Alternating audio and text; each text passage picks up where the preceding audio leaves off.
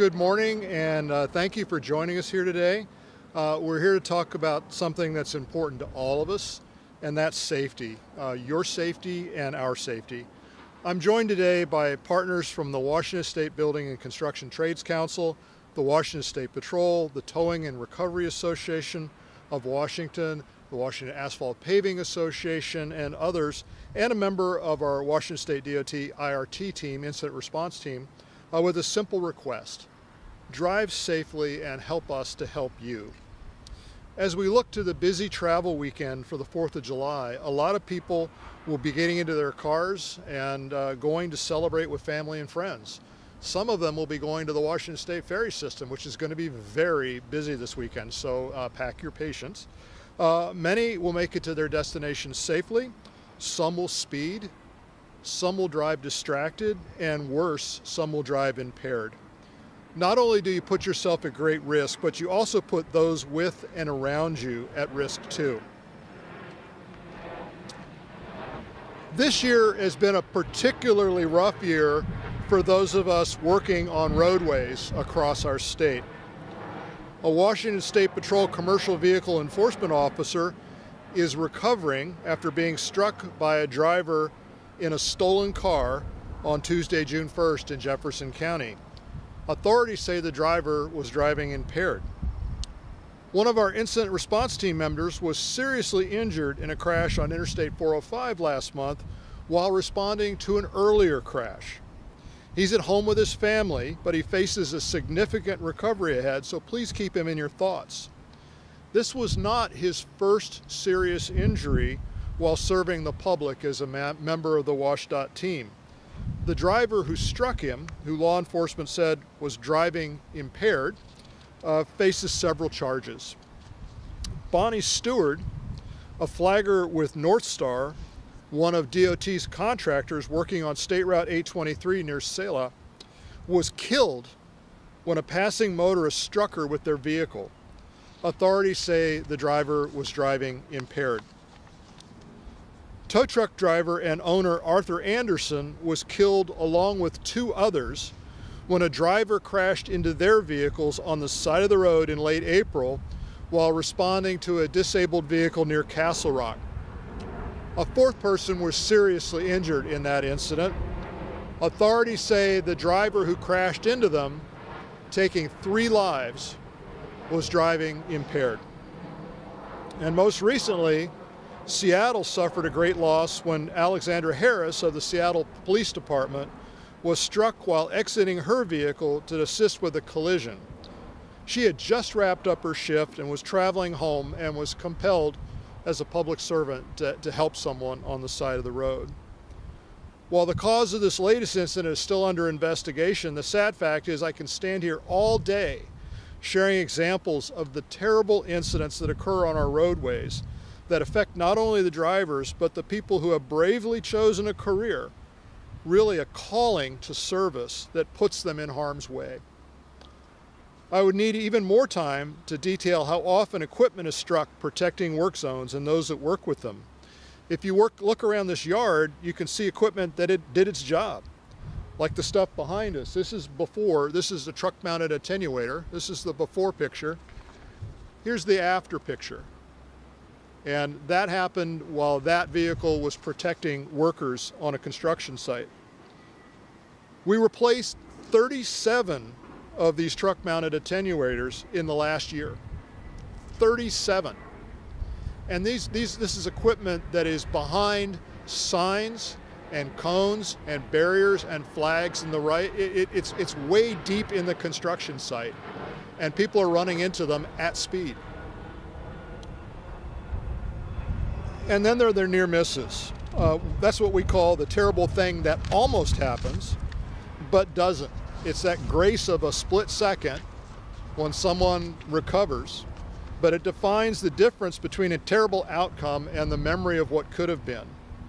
I don't think there's one emergency responder that doesn't have several near misses under their belt, myself included.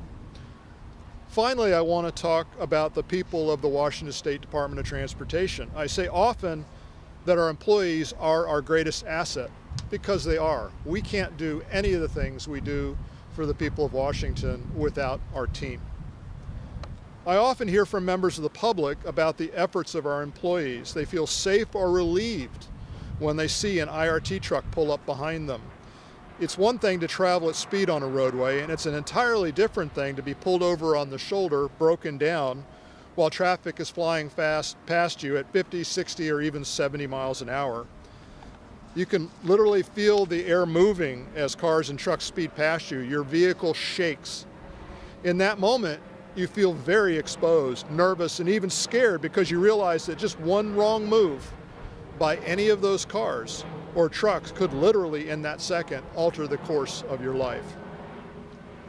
We do our very best at WSDOT to keep our people at the Washington State ferries, our people in highway maintenance, our field workers, safe both on and off the job. But despite our efforts, too many of our workers and contractors that work with us have these close calls, or they're injured or killed. Too many struggle with the physical and mental wounds associated with the work. And despite that knowledge and that history and those feelings, they go to work every day because their commitment to service outweighs that fear. So that's what brings me here today, is all the good people at WSDOT, employees like us working for cities and counties, our contractors, our first responders from fire, law enforcement, tow operators, utilities, sanitation crews, and others. We're all out there in the public right-of-way. We each face the same perils. So I'm asking you, all of you drivers out there, please, we need your help. We need your help to keep our employees and you safe. All of us need to do the best we can to help each other to get home safely every day. So thank you for your time today. Now I'd like to introduce Assistant Chief James Muir from the Washington State Patrol to say a few words. Chief?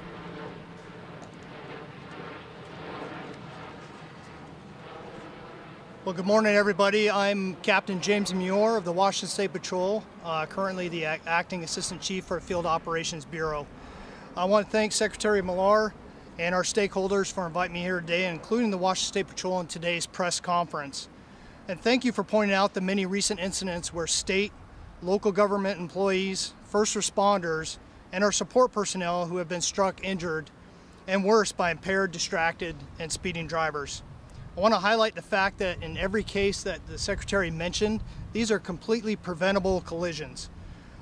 They were caused by somebody who made a decision that day to either get behind the wheel drunk or impaired in some capacity, speeding through a construction zone or on our roadways. But worst case, making a choice to look for something inside their car, whether there's sunglasses that drop down in between a seat and driving distracted. In all of these cases, they're 100% preventable. It's a decision to drive and text, to drive and adjust the radio, to eat lunch, to check your appearance in the mirror, and even to look at an item in the back seat before you start your trip. It's a decision to drive distracted. It's one of the worst decisions that you can make, is to drive high and or impaired when you get behind the wheel of that vehicle. Speeding is all too common, and in fact, it still remains our #1 reason for collisions and fatalities in Washington State. So please slow down, move over when you can, pay close and extra attention when you enter a changing road condition or a work zone, or you see those flashing lights from DOT, our State Patrol, our allies and other law enforcement agencies, or our tow truck drivers. People like you and I and Secretary Muir and his employees have decided to do a job that makes life better for our Washington State residents and those who choose to travel through our state. They choose to help build a society and our economy by working on roads and making repairs to our highways, by enforcing laws and assisting disabled motorists and responding to people's needs. So we owe them our thanks, but also our care.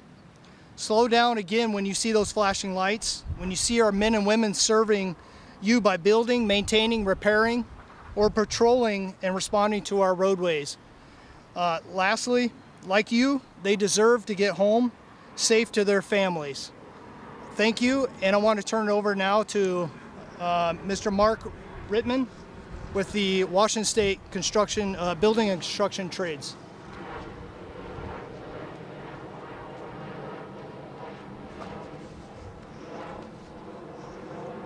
Thank you. Good morning. Thank you, Secretary Millar, and all the speakers joining us today. I'm Mark Reicher, Executive Secretary of the Washington State Building and Construction Trades Council. I have the honor of representing the hardworking folks that work every day to improve the transportation system here in Washington State. They're working to provide all Washingtonians with a safer, more efficient network of travel and commuting options. And while these workers do this important work, it can often be inconvenient to commuters to travel through work zones. Those work zones slow you down, and that's the point. Those work zones are so important. They let our workers safely get the job done and allow commuters to keep using the infrastructure they need to get where they need to go. Those work zones keep our workers safe so that they can carry out their mission. But too often we see drivers threaten that safe zone. Fortunately, our equipment, some of which is similar to what you see here today, helps keep them safe. While doing so, more often than not, we see drivers get hurt, and no one wants that either. We want everyone, drivers and workers alike, to get to go home safely each and every day. So, while it can be frustrating at times, it is important to remember that each of the victims of the incidents mentioned by Secretary Millar were somebody's family member, somebody's son or daughter, husband or wife, father or mother, sister, brother, or friend. And in remembering that, we also need to focus on the fact that each and every one of the workers that we see on the highway system during our travels are also someone's sister or brother, husband or wife, father or mother, son, daughter, or friend too. The actions you take as a driver never affect just one person. They affect someone's whole world. That applies for all drivers. As we travel this busy and celebratory weekend, please take a little extra time not to focus on the frustration of a sometimes difficult commute. Instead, focus on getting to your destination safely so that we all can get there safely. And relish this long overdue ability to enjoy each other's company. I thank you all for your consideration. I would like now to introduce Emily Wade of the Towing and Recovery Association of Washington. Thank you. Emily.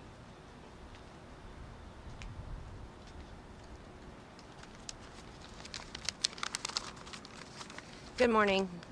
Thank you for the opportunity to be here today. My name is Emily Wade, and I am the Administrative Director for the Towing and Recovery Association of Washington. We have been uniting the state's towers for over 60 years through advocacy, education, legislation, and partnership. We've helped to pass important laws such as Haley's Law, preventing impaired drivers from returning to their vehicles for 12 hours after an arrest, to slow down move-over laws requiring motorists to reduce speed and move over a lane whenever possible in work zones or where flashing lights are present. As much as these laws protect us, they also protect you. We worked hard in 2020 and rallied together again to strengthen those laws for the benefit of every Washingtonian, your families, and ours. The subject of today's press conference is extremely important to our members and our industry. Towers making it home safely largely depends on you. We can wear reflective uniforms and have flashing lights, but we cannot force you to avoid us or to drive sober.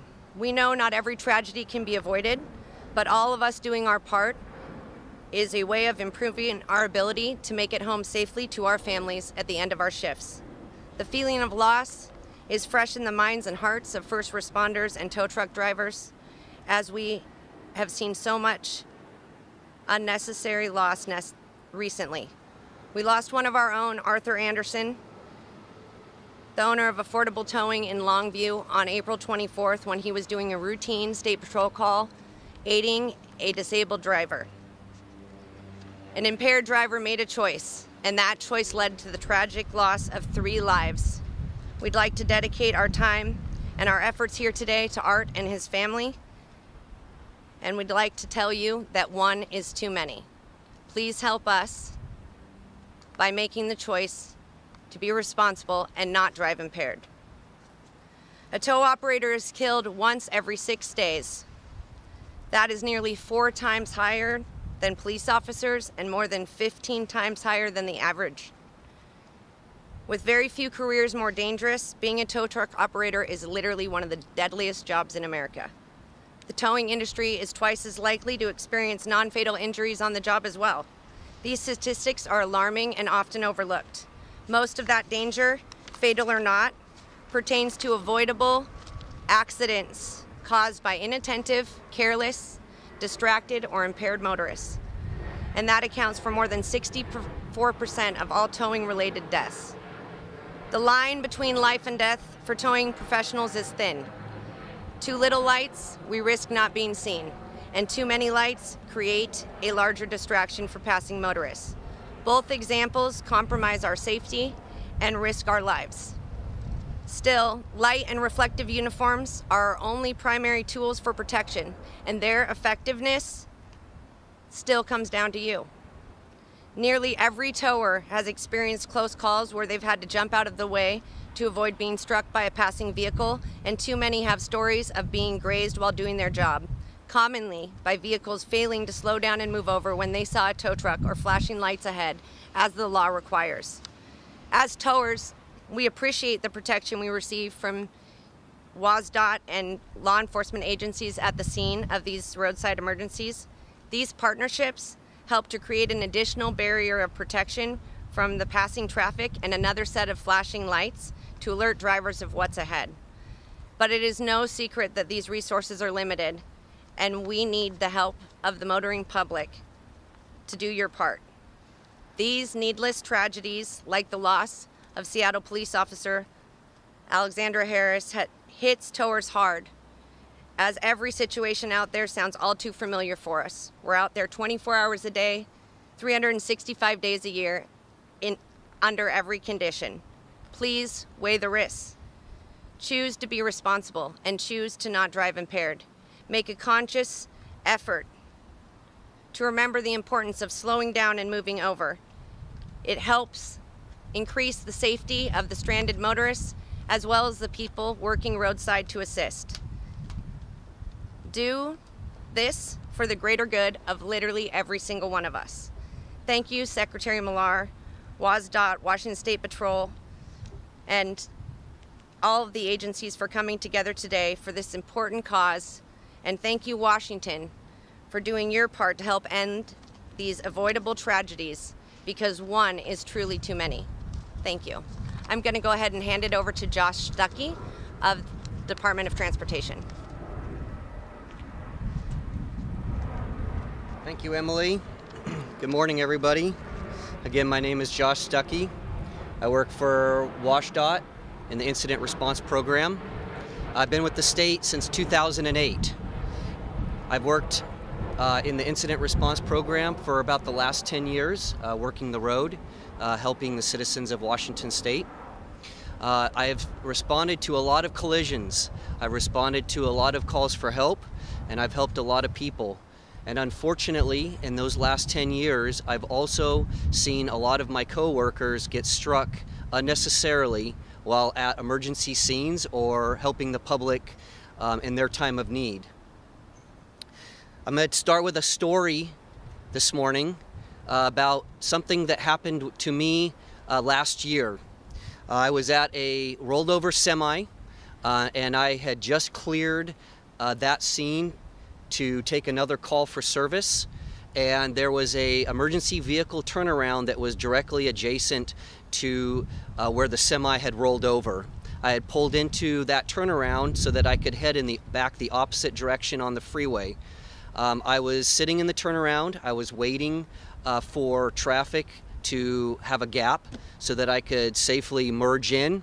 And as I was watching, an SUV coming in the direction that I was trying to merge into came around the corner, went sideways, lost control, and started skidding very quickly right towards my truck. I was able to quickly put my truck into reverse, and I was able to back out of that emergency turnaround and back onto the shoulder as this SUV continued to come towards me, hit the median, rolled over several times, and came to rest on its side right where I had been parked. Now, the driver was not injured, but the road was wet and the driver was distracted and driving too fast for conditions. He was most likely looking at all of the lights from the semi-truck that was on its side. Fortunately, this time, I was able to see it coming and was able to quickly respond and get out of the way. But that's not always the case for us out there. Sometimes we are parked in a lane and we can't move. Sometimes things happen so quickly that we can't get out of the way. We can get seriously injured out there, and that is what this press conference is all about, is to bring awareness to the public in these times of situations where they're coming up on an emergency scene. We want to get this message out and rely more on the public to slow down, move over, drive defensively, drive for conditions while you're approaching emergency scene or emergency vehicles parked on the shoulder. We emergency responders, as in WSDOT employees, our partners with WSP, Tow Association, and construction workers, and also firefighters, come to work each day to help your family, your loved ones, your neighbors in their times of need. Nobody wants to break down on the freeway, but it happens. People get flat tires. People's vehicles overheat. Unfortunately, people are involved in collisions. It can be a very hostile environment out there, but we come to work every single day to assist all of you in your time of need. But remember, we are public servants as well that have families at home and loved ones and kids. You may not know us personally, and you may not know the individuals that we are assisting, but that's no excuse to drive erratically and put everyone in danger. We may be helping somebody close to you tomorrow or next week. Would you want someone driving dangerously around your wife, husband, grandparents while we're assisting them in their time of need out on the freeway? Hopefully not. I've definitely seen speeds increase and more erratic, distracted driving in the last 6 months to a year. The purpose of this press conference has been to bring awareness to this issue as we get back to a more normal life. We want to remind everyone that one poor decision can make a life impact. I want to thank everybody for coming today and participating with us to get this very important message out. When we're done here, I'll invite anybody to have questions or to take a closer look at some of the equipment that we have up here. Thank you.